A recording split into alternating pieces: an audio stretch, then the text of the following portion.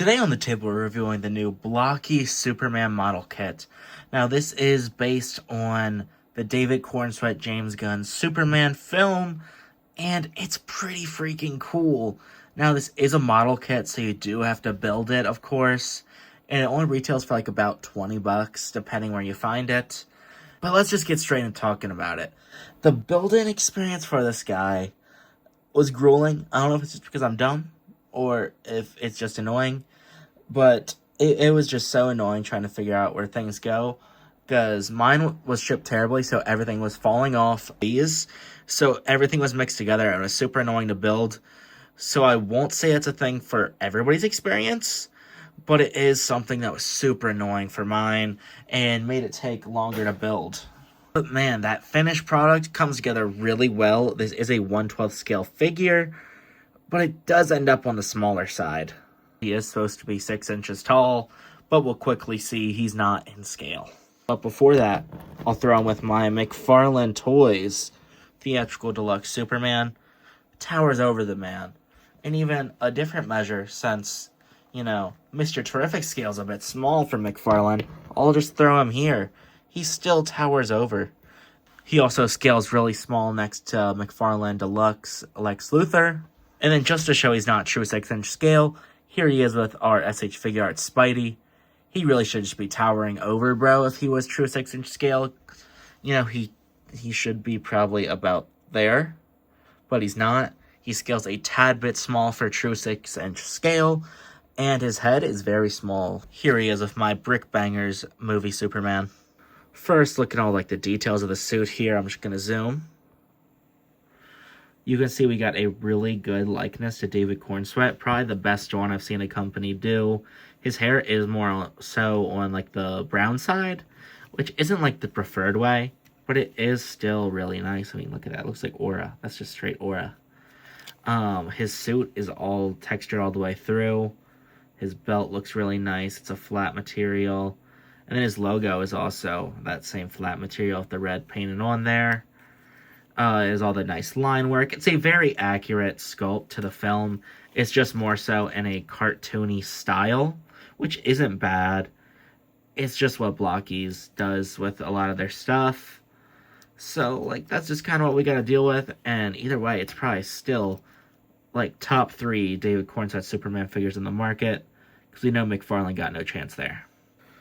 Then for our accessories, we can see he comes with his flight pose hand, which he does have 2 of there. And then he has his fist hands. And then finally he gets this other faceplate of just the heat vision eyes, which looks really good. It looks like there is some scuffing on mine from replacing it on the head. There's some brown paint scraped on there, which kind of sucks, but will be covered up by the hair most likely.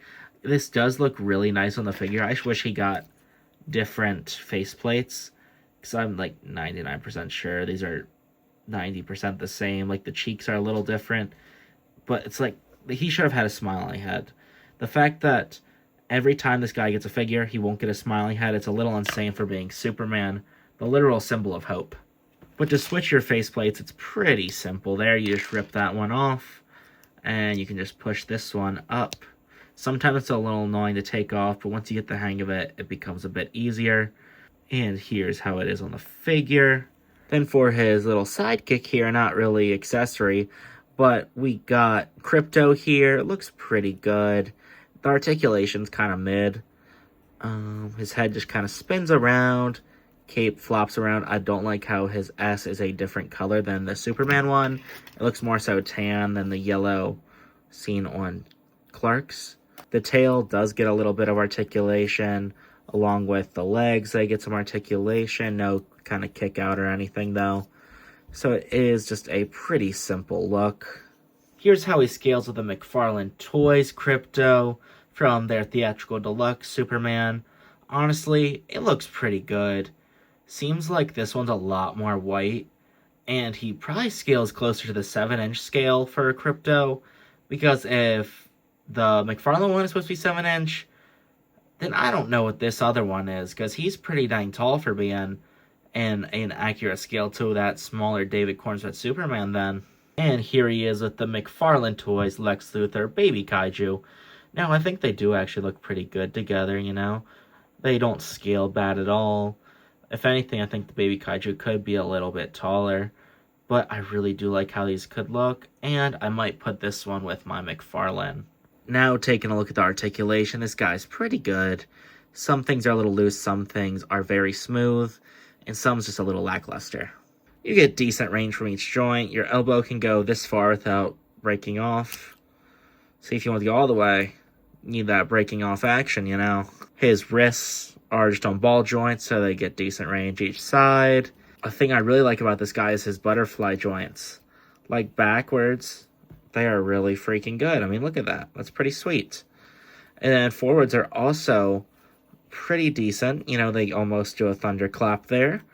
He bends back a pretty good bit, bends forward a pretty good bit, and he has like a neck, double jointed neck. You know, he can look all the way down. He can look a little bit up, not much up at all. It's because that hair really gets in the way of the neck collar. Then he pivots to the side really well, pivots to the other side really well. You know, he's just a pretty solid figure overall. You might not get a lot of range from this middle joint here. I feel like this top torso joint does a lot of the heavy lifting. And since it's disconnected so much, it feels like it's gotten a little bit loose, which is a tad bit disappointing. But at the end of the day, it's like a $20 figure, and it's a model kit. His legs, though, are also really good. They're drop down. Oh, and, you know, if you try to actually use the drop down joint, they just pull off. But you can see they drop down a little bit, and you get a good amount of kick. You can kick all the way back to his butt there, you can almost touch it. And then he has no boot cuts, which is a little disappointing. Would have been a nice addition along with all the other pretty good articulation here. And then his foot here is on like a ball joint, so you can kind of just twist it around and do whatever. But that's if it wants to stay on. Some of his joints are just really loose. Like this toe joint is extremely freaking loose, man. I mean, it literally like is useless at that point. It's nice that they did it, but I wish some of the joints were just that little bit tighter. Another neat part of his articulation is his cape, which you'd think would be amazing. You know, it looks to have a bendy wire. You know, it bends real nice, has that logo printed on there really nicely. But I don't know why. They were like, let's just run a bendy wire up all the way into like the last centimeter of the cape, so it will literally not hold. If you want to do some crazy pose, you better be praying to God, because that thing will not stay there. It's really disappointing from a figure that looked so good in its promo images, and it's just annoying that you really have to do a lot of crazy work to get his cape to go in any decent way. Now to test him out in some poses here, I got kind of a kneeling pose going on. You know, I got his cape all splayed out, a little bit of wind going up from the side. I think it looks pretty good. He has some decent range here. Going around, his leg is bent a little bit odd, but I think this whole mid part looks pretty good. Here's how he looks in kind of like a flying punching pose. Looks pretty decent. It's just that cape.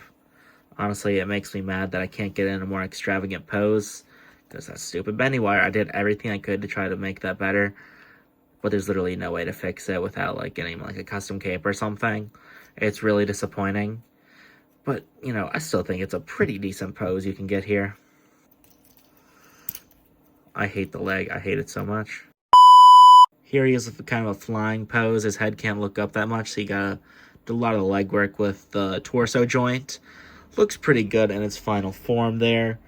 I do wish that cape would hold up. That's a huge problem with this guy. He'd be a great figure otherwise. It's really annoying.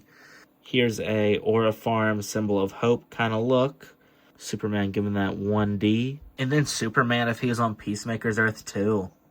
Concluding my review, I feel a bit sour on this guy.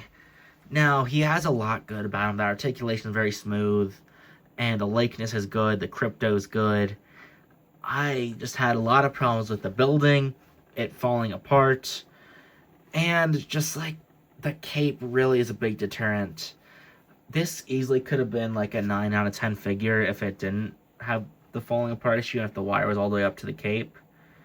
But currently I'm probably going to put it at 7. It's just not an incredible figure like I thought it would have been.